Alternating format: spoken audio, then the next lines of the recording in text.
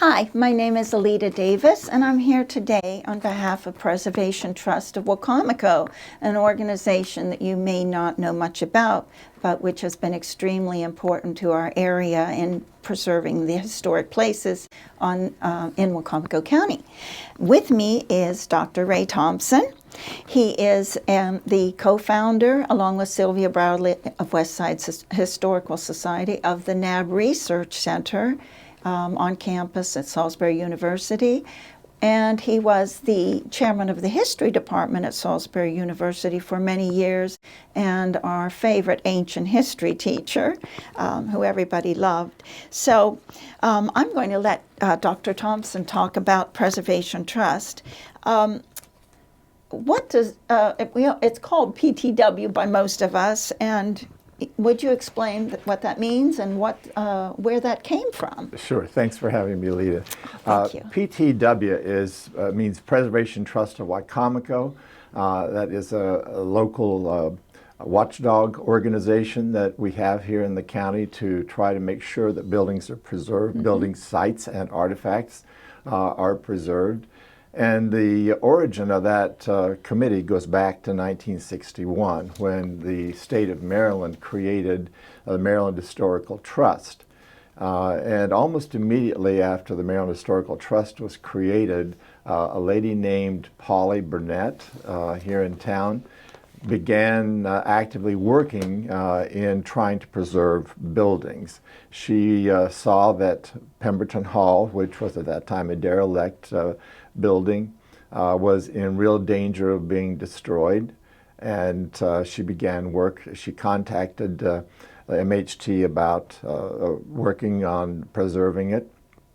At the same time that she did that, Bob McFarland, who is another local preservationist, contacted the governor about the state of many of the historic sites here on the Lower Eastern Shore.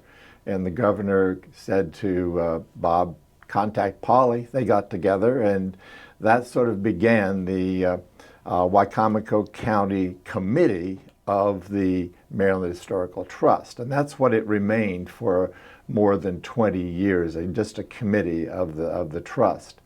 And then in the mid-1980s, we separated, became an independent organization called Wicomico Historic Trust, and that worked for a while, but there was Wicomico Historical Society, and that confused people. Yes. So in the early 1990s, we changed our name to Preservation Trust Wicomico, so there wouldn't be a confusion between the two groups, which have slightly different missions. So that's how that group, that organization came into being. And as I said, it's basically a watchdog organization. Its intention is to preserve, conserve, and to make sure that buildings and sites are kept. Now, when you mentioned MHT, that is Maryland Historic Trust, Right. and then we have the National Trust Right. also. I know most of us, or many of us, have worked with Maryland Historic Trust on these places. Right. Whenever we have a question or anything. Along with saving Pemberton Hall, I know you tried, there was another house you tried to save. We early on, this was actually before I came here, Pemberton Hall was the first structure that really was the test of whether or not this organization, which was just a committee of 8 people meeting at Polly Burnett's house, St. Giles, out near Hebron. They met and they determined on their own they were going to try to finance the preservation of this site. They were given 30 days in which to do it. So they were able to do that. And then a few years later, another building came under scrutiny, and that was the Chantry House, which was a restaurant, a historic Georgian-style restaurant in Yes, I remember Salisbury. seeing old postcards of that. Right. And that house, that structure was going to be demolished to make way for the new government building at the intersection of Division and 50. So that got destroyed. We weren't able to keep it from being destroyed. It wasn't able to be moved. So that, along with the adjacent street in which it was located, no longer exists.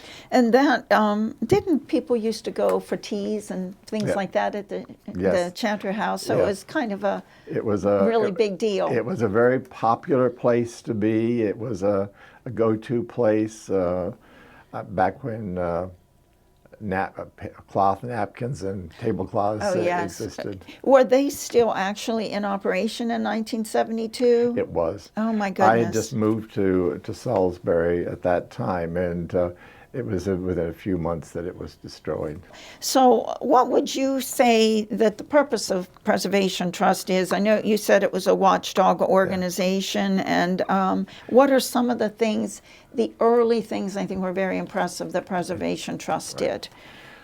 Well, among the early things that we were interested in working on were sites throughout the county, not just in Salisbury. So it's not just a localized group. Its interest spreads throughout the county, and in addition, we are very careful in looking at the parent county of Wicomico, which was Somerset, because it has we've got more than 350 years of history here, and structures that attest to the importance of that area. So one of the early buildings that we began looking at was Long Hill. It was a Dashiell house out near Witipkin, and that house had a family graveyard near it, between the house and the creek in which it was located. That house has been able to be saved, and it's now in private hands.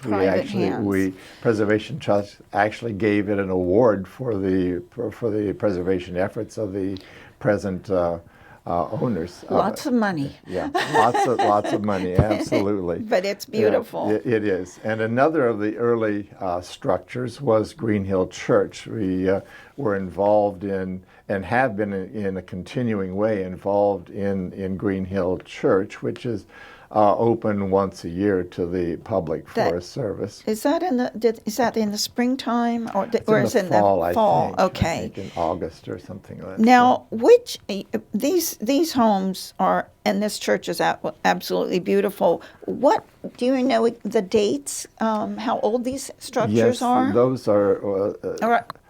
Kind of. Green Hill is, I think, 1733. I think it's what it says on the bricks. I was thinking it was right. And I would believe that Long Hill is probably maybe within a decade of that. I'm not absolutely certain, but it's a beautiful house.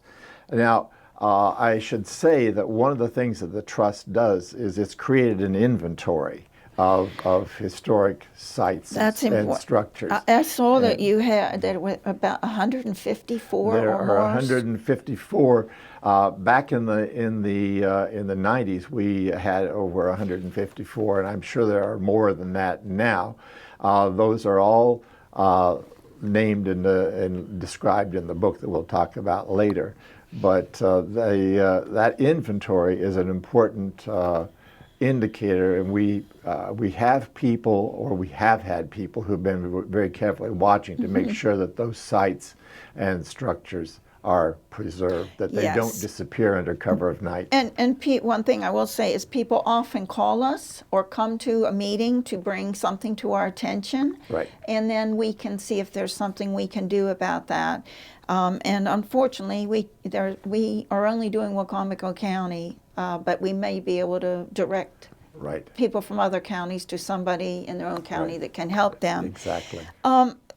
When Preservation Trust began, were there historic districts in this town? Or? No, there were not. That was something that came gradually, but the first of the historic areas in Wicomico County was Quantico, was a historic area, and then in the city, Newtown. The area of Newtown became an historic district, And there are a number of Queen Anne structures and earlier structures that are listed in our inventory and in the book that we have too.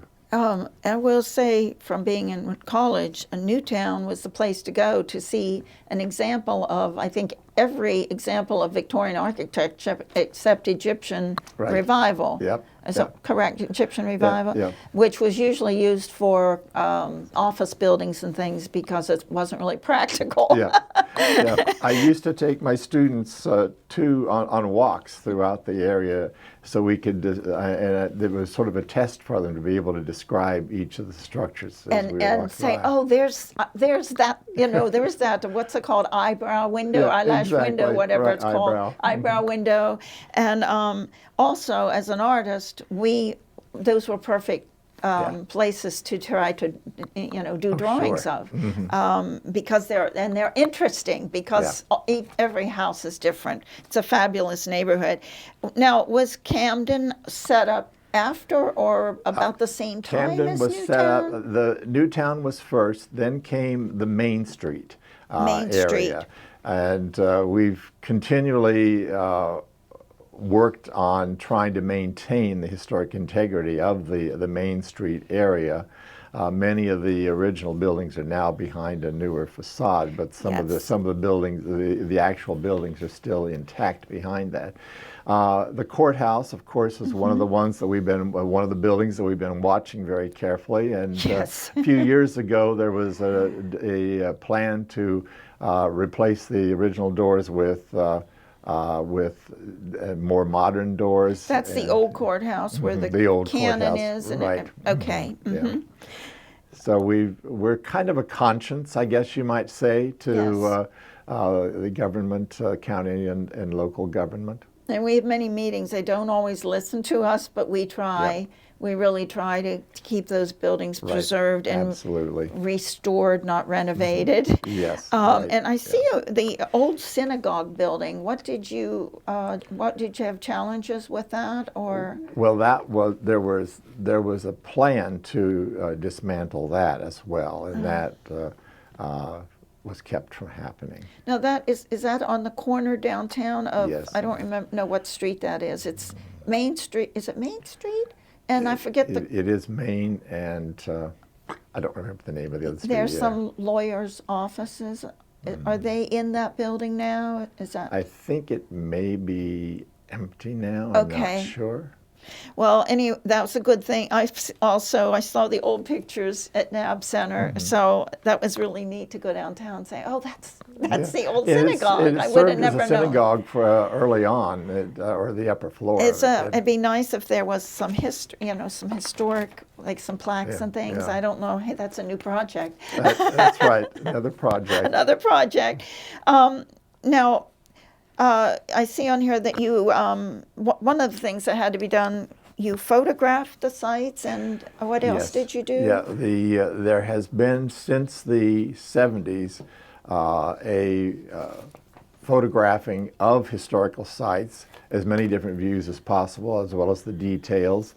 And along with that, histories are written of each of the structures, detailing the legal history as well as the personal history. So we have an idea of the importance of the structures to the community as well as to any potential buyer. And where can people find that information out if they're looking for the history of some of these older buildings? Well, most of that information is now in the Preservation Trust of Wicomico collection at the NAB Center. Okay. Yeah, that would be so the they would places. ask Yes, for that right. if they want to Yes, see yeah. that. Okay.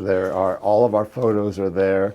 In addition to photos, we've had folks who have been very careful about finding vintage postcards. And those are fun. We're really, Jim Jackson is a member who has been very much on top of finding the historic postcards. What are some of the examples of sites that you've been able to save? You mentioned Pemberton Hall. Well, one of the most time-consuming was the move of Poplar Hill Labor Release Camp, which was going to be removed by the county. It no longer was serving the purpose that it needed. Where was it? It's Right. out in the county. It's not inside the town, and it was used as for prisoners who were close to release. And the structure was built around 1725. Oh my! So it's older than Pemberton Hall, we think.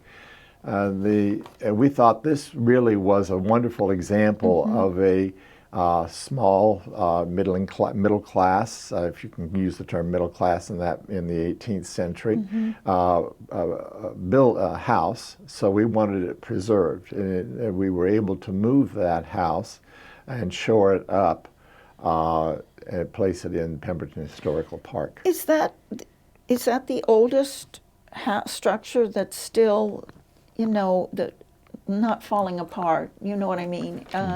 The oldest, or do we have any older structures than that? I do not know of any older structure in Wycomico County. There are certainly older ones in Somerset County, which is the parent county. Yeah, that I didn't realize it was that old. That's amazing to me, and I think that was really worth saving. Exactly. And it? But no, it was moved. Was it moved to Pemberton Park? It was moved to Pemberton Park. And where was it originally? It was, I don't remember the road that it was on. Out in the county, though. It was out in the county, the rural area. Well, that was a worthy project. Yep. What now? Currently, we know all about this, but who does the work for Preservation Trust? Well, Preservation Trust is and has always been a volunteer organization since Polly Burnett started it back in 1961. There is no one who is paid, not the president. The president's not paid. We want to make sure that these sites and places are kept for posterity.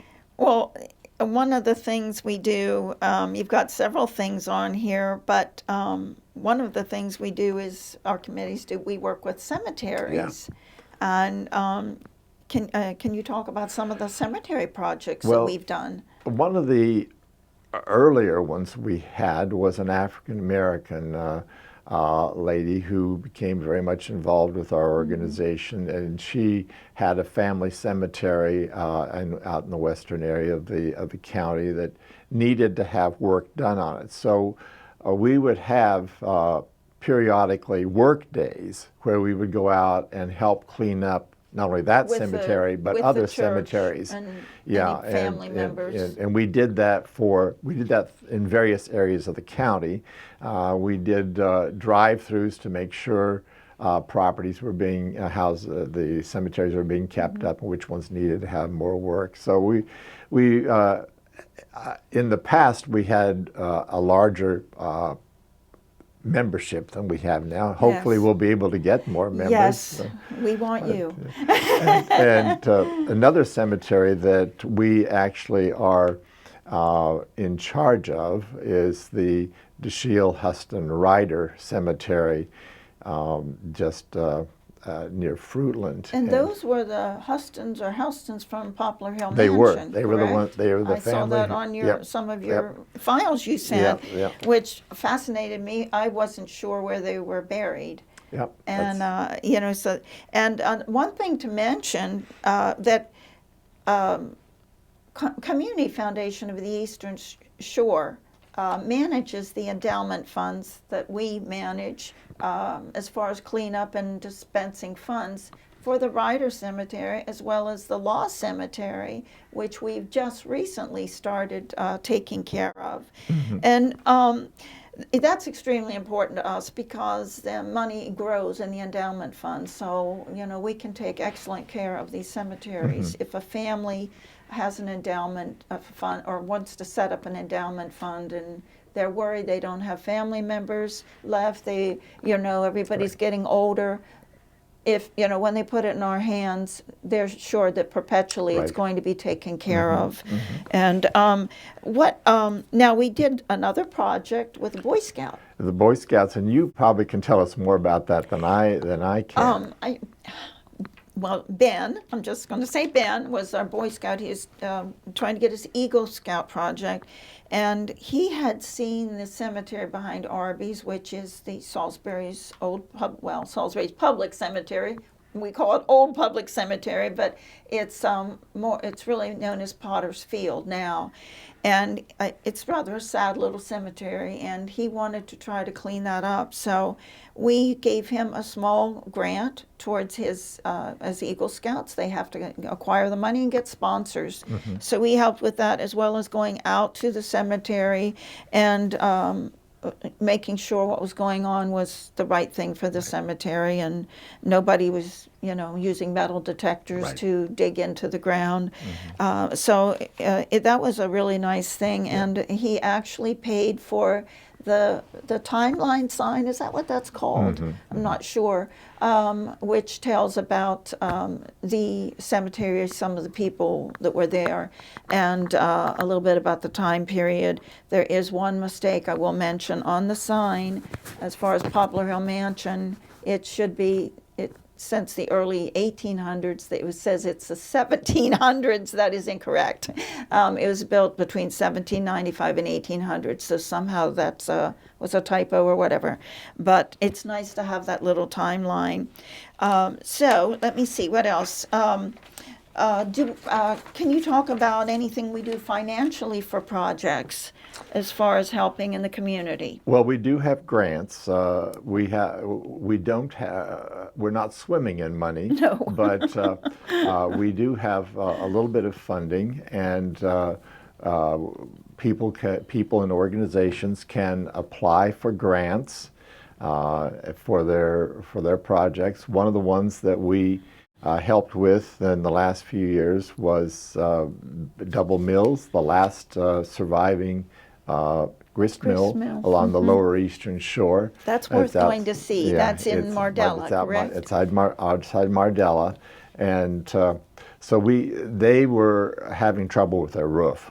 And it needed immediate repair before the winter, so we gave him a grant for that, and that was effective. Is there a place for a person who has a special historic interest on our board? I think that anyone who has an interest in history would find that there's something they're interested in. You may not be interested in cemetery cleanup. You may not be interested in writing articles. You may not be interested in photography, but there's probably something that you could be in, that if you like history, that you would find is down your alley. We are looking for new members, and we'd love to have you. If you are interested, or if you're not sure, just come to one of our meetings. Our meeting is always the fourth Wednesday of the month, unless somebody has an appointment it makes it so we have to be changed. And we're off July and August, and usually December as well, to give people time to actually have a life. Right. We usually just think of more stuff to do. But we would love to have you. And if you are interested and have a question, please give me a call. Or email me rather at my email address is allmanor@comcast.net. And I'll be happy to answer questions, or just come into our meeting. It's at Community Foundation, and it's always at 4:30, and we usually run about an hour and a half. You can drop in and talk to us. If you have something special, please email me so we can fit you in the agenda and make sure you have plenty of time to talk about your interest or what you would like. But we really would love to see some new faces to help us. Now, on our board, we do have committees that you've mentioned, cemetery committees, right. And what else do we have? Well, The grant committee. There's a grant committee. Several folks are interested in certain kinds of preservation. We had a man on the board for a number of years who documented every potato house left on the shore. What is a potato shore. house?